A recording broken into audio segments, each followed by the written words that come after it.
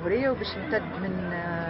2016 حتى 2020، وإن شاء الله باش تتمكن منه النساء أول شيء من تأهيلهم، تكوينهم في كيفية التصرف، في كيفية من بعد الترويج، وبعد بالطبيعة باش يقوموا بالمشاريع نتاعهم. الوزارة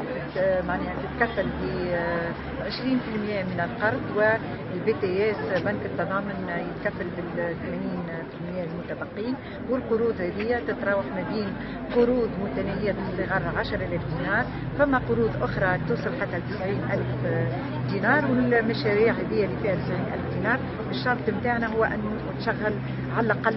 المرأة مع 4 نساء، واللي نطلبوا له إن شاء الله معناها نسبة كبيرة من النساء. وإحنا نعرفوا أن المرأة في تونس راهو رجال ونساء مخلصين يخدموا، لكن المرأة بصفة عامة وقت اللي تاخذ قرض تلتزم بإرجاعه، وذلك علاش احنا كوزارة عملنا برشا على هالمشروع اللي اسمه مشروع رائدة.